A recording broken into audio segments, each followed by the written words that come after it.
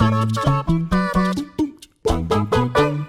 there everyone, happy hump day. It's me, Ben Roy Turner, joined by Josh Brown today, and we have some of the spiciest news that dropped last night. We just can't not talk about it. Halo Infinite, I was almost said Halo 5 there, has been delayed until next year. It's not going to hit when the Xbox Series X launches, and I don't know what life is anymore. What do you think about this, Josh? Well, I'm in the same boat as you, to be honest, Ben Roy. Even though it's been, coming up on a day since the news was announced now, it's just unfathomable in a way, and it's kind of like, I just want to know what's been going on behind the scenes, because I feel like for a lot of people this seemed like a long time coming. It's had, Halo as a franchise has had a bunch of different roadblocks over the past few years, and Halo Infinite as a project has been kind of no different, but because it was tied so closely to the launch of the Xbox Series X, I thought a delay was kind of unfathomable, because how do you ship this console when you don't have a killer app like the next Halo attached to it? But that's what they've done, and it's kind of like a tale of two halves for me. On the one hand, I think delaying Halo is very good for Halo, but delaying Halo is also very bad for the Xbox Series X, because it makes total sense that they would push it, due to everything that's going on. Development hasn't been smooth, there's been a lot of backlash to the trailers and stuff, so for the people who are working on it, I kind of feel grateful for them that they don't have to crunch to get this thing out or take the backlash, and they get to make the game they want.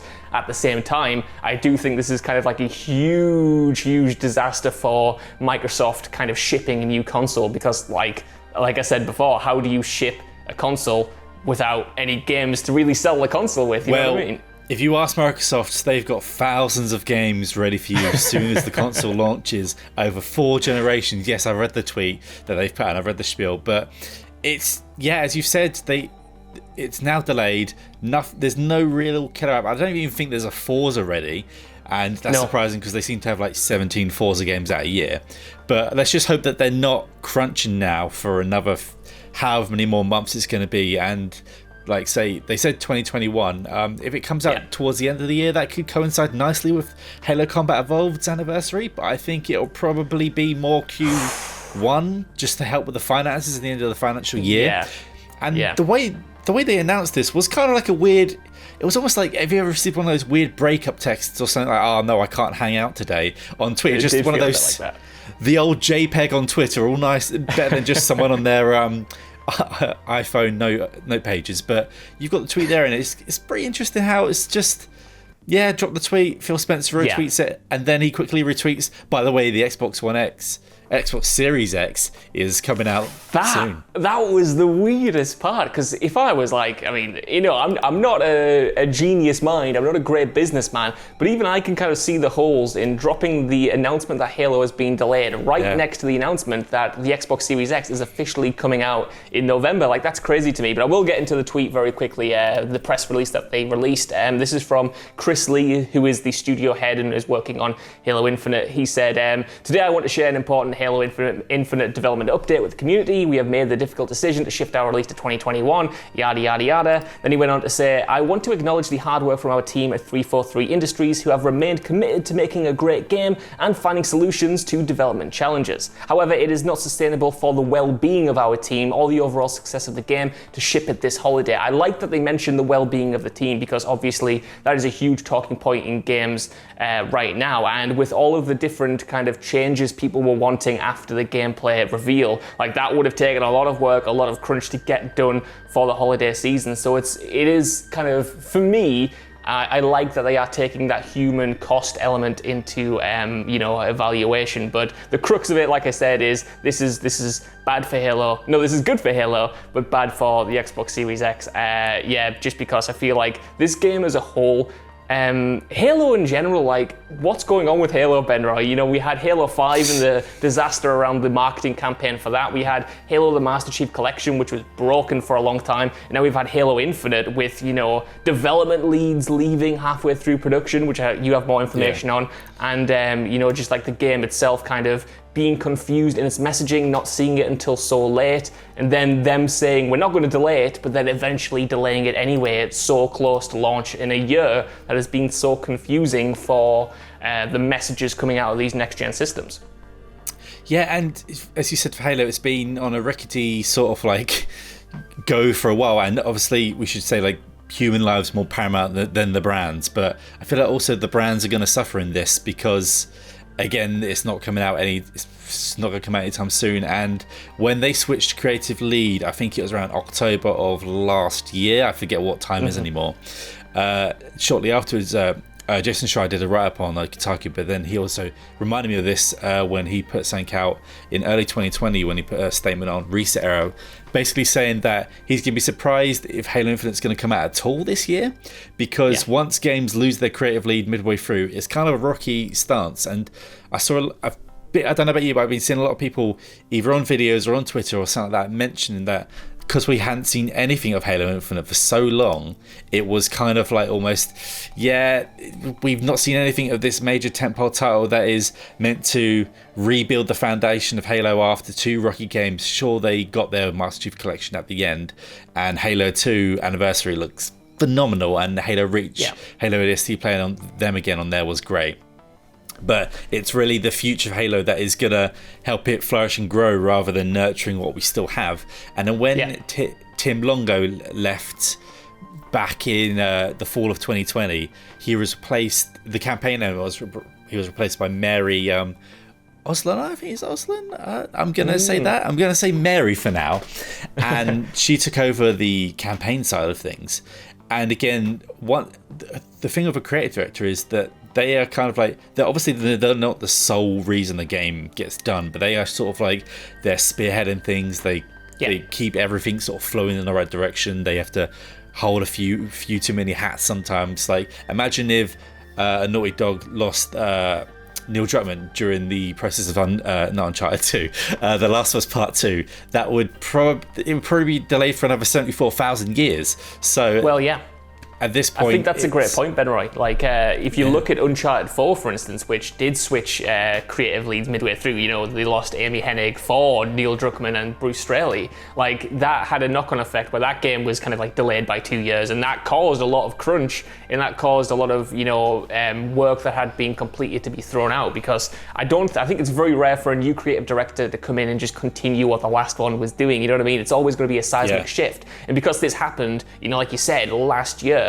and the entire campaign director left and was replaced. Like, that's a huge part of the game that is difficult enough to overhaul in a normal year, but in a year where you're launching a new console, and in the year that we've had now where everything is just completely up in the air, like, that always, in hindsight, it always sounds like it was unfeasible, I suppose. But you are right, and I do think Halo needs a win. We need Halo Infinite to be great out of the gate. We need it to be strong and a return to form. It can't be like a Master Chief Collection, which is great now, but took a long time to get there, because this would have been the third kind of version of that story that we've seen. And for a franchise as big as this, that literally sells consoles, like, it needs to be good. It needs to come back. It needs to return in a way that, the likes of Gears did, or, God of War did. But it's obviously not quite there yet. Which is quite timely, because I actually have a video going, I think sometimes this week, maybe next, about what Halo Infinite can learn from Gears 5, how Gears 5 rotated back in there and managed to pull back what sort of Gears of War 4 lost for a lot of fans. It's funny because both Halo 5 and Gears of War 4 were so strong on the online side, the multiplayer side, but had really convoluted, sort of like archaic ways to upgrade things and loot box city and all that sort of thing.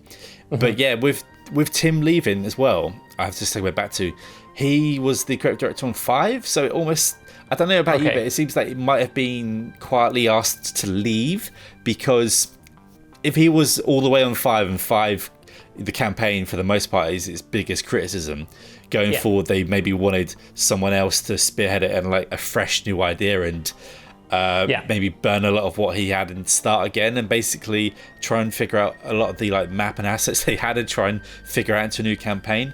But also with the video that we saw, the gameplay, I wasn't, at first I was just excited to see the Halo, and then when I watched it again, and you notice things like Craig, and you just see like, wait a minute, what's going on there? Why is he so lifeless, and why is he not ready for this world? And it seems like he wasn't ready for this world, and we're gonna have to wait months, if not say like even longer, to see him again, if we ever do see him again. But when we do see the Master Chief back stomping some grunts. one, they better not get rid of Craig, and two, to sort of wrap up this story, I guess, I want to ask you, like, you're a big Xbox fan. You have Don Matrick posters in your bedroom, I've heard. Yes. From reliable sources. Like, what's getting you excited for an Xbox Series X at this point? Because I was always on the fence as to whether I was going to buy it at launch anyway. And I know Halo Infinite was supposed to come out on the Xbox One anyway, and we could have played it by, like, through that console. But now I don't feel I have any kind of like flagship software to launch the Xbox Series X with. It reminds me very much of when they launched the Xbox One X, and Crackdown 3 was supposed to be the game that fulfilled the potential of the world's most powerful console, but then that was delayed, and then it launched with pretty much nothing to kind of show off all of its power. And that's been the major issue with Xbox for me over the past few years, is that they've done a lot on the engineering side to make backwards compatibility, to stake claim to having the world's most powerful console, but if you don't have any games that reflect that or make the most of the work that you've put in, then it's useless. It's just a slogan to use on marketing, you know what I mean? Yeah, I mean, there have been some sort of like the indie darlings with the Ori series and this gen for them, but really on the power side, we've only really had the 2 Gears games. Where is Gears Tactics? Phil Spencer, where is Gears Tactics? Where is it? Give it to me. And also Forza games. But I tell you what, I'm gonna have to be honest, I'm not excited for the Xbox Series X. I've got to get like I've been told by someone there's a way I can play Halo Infinite. It's called the Xbox. It's down there. Can you see it? There it is. I can't, but I know what you mean, yeah. Yeah. It's called the Xbox One, which launched way back when I don't even remember anymore. And for me, there's no reason for me as a consumer to want to buy a Series X or an Xbox One X or an Xbox One S to play this game when I have the machinery already. And to be honest, I played like things like Gears 5 on a One X and on that Don box down there, and the difference for me is almost negligible, and I think it probably might be. I mean, this might be blasphemy, but it might be again with Halo Infinite. But for now, I'm gonna get a PS5 at launch. I'm not excited for the Series X at all at this point. I need software along with my hardware, and I'm not like a Scott who we've had to lock up today because he was talking about playing SSX free on his Xbox Series X. Yeah, in 4K. He's locked up, he's away, don't worry, he's going to get his one. But for me, for now, it's just, I'll play the old games on that down there, and then I'll play the Halo on that down there, and I'll wait unless, I mean, Gears 6 is probably going to be the thing that gets me on board, unless there's anything else. I don't know about you. No, yeah, like the same. It's almost like 2013 is repeating itself, but in a completely different way. Like in 2013, Xbox's messaging was all over the place. I think they were in a very bad place from a kind of what they were, wanting customers to buy into. Now it's kind of the opposite, and they have good ideas. Now that Phil Spencer's joined, they have great ideas, they have great moves that they're playing, but at the same time, they're eating themselves in the same way by not having a Halo at launch, by not going toe-to-toe with exclusives. And Sony, even though they've only had that one PlayStation 5 reveal, like, they haven't done anything spectacular so far. They've had a really solid reveal, they've announced some really interesting things, but it's not like they're knocking it out of the park. They're doing the exact thing they did in 2013, where they're kind of just standing by, watching Xbox implode, and then winning by default, it seems. Shuhei's playing Fall Guys. Everyone's just playing Fall Guys on PlayStation, and no one is even bothered at, we got a console coming. Don't worry, everyone's playing Fall Guys. No one even is noticing at the moment. But yeah, I think that's all we really have for now, Josh. I mean, the Xbox Series X is coming out in November, and Halo Infinite is delayed until 2021. And hopefully, the team on that aren't so stressed, and especially with the global bastard that is like doing it all for us right now and making us all stay at home. And hopefully, the game comes out to be okay. And hopefully Craig survives. But let us know what you think about all this down in the comments below, and don't forget to follow us on WC Gaming on Twitter. Is that I think it is? I think so. I probably always get it wrong. You can follow me at Ben Roy Turner on Twitter, and you can follow Josh at Josh Brune with 2 O's. Also, don't forget to give us a like, share, and subscribe. And I'm just going to say goodbye now, and let's all mourn Craig. Goodbye, Craig, wherever you are.